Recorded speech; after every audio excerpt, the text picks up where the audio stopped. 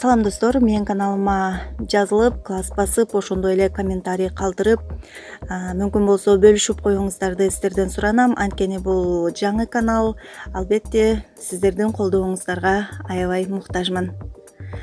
Кыргызстандыктар Малаховдун кечирим сурашын талап кылышууда. Орусиялык журналист Малахов бизди шылдындады деген кыргызстандыктар анын кыргыз элинин кечирим сурашын талап кылышууда. Анын социалдык тармактарда Малахов деген хэштеги менен бөлүшүүдө. Айрымдар Малаховдун Instagram баракчасына да кечирим сурашын жазып, билдирүү калтырышууда.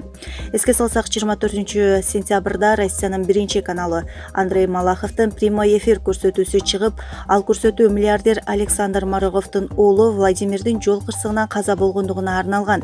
Бул жол кырсыгына Исламбек Акбаров аттуу кыргызстандык таксист күнөөлүү болуп жатат. Владимир Марогов 2019-жылы 8-июлда Москва шаарынын көчөсүндө мотоцикл айдап баратып, Исламбек Акбаров баштап бараткан такси унаасын сүзүп каза болгон. Көрсөтүүнүн алып баруучусу Андрей Малахов талкуу учурунда бул жол кырсыгы кокустук эмес, буйртма, киши өлтүрүү болушу мүмкүн экендигин айтты. Анын версиясын студиянын айрым коноктору кубаттап кетишти. Ал эми маркумдун апасы Татьяна Марогова муну колдобой кокустук экенин айтса да, көрсөтүүнүн коноктору аны ишендирүүгө аракет кылышты. Ал эми Малахов өзү болсо көрсөтүүнүн конокторун кыргызстандык таксист тарапка ачык эле көкүтүп баштады. Рулда 20 жаштагы бок мурун болгон. Ал башка өлкөдөн келип алып, 2 ай таксиде иштеген. Ага $100,000 берсең, ал акча анын бүт үй бүлөсүн, бүт айылды, тууган уругун бактылуу кылат. $10 айлык алган алар өмүрүнүн аягына чейин мынча акча таба алышпайт, деди Малахов.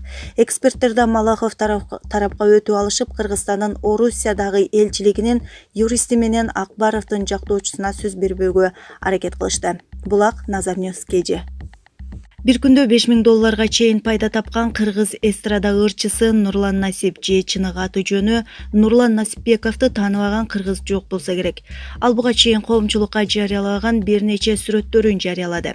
Андагы маалыматтарга ылайык, Нурлан Насип жаш мезгилинен бери музыкага кызыгып, бир нече музыкалык аспаптарда кол ойнотуп келген.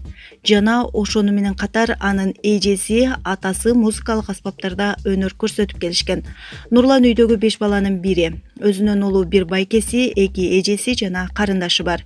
Маалыматка ылайык, Нурлан Мураталы Күреңкеев атындагы окуу жайында 4 жыл окуп, бирок аны бүткөн эмес. Ал коомчулукка белгилүү боло электе ырчы болбосом койчу болом деген жайы да бар. Анын репертуарында 60тан ашуун ыры, 40ка жакын клиби бар. Булак Назар Ньюс KG.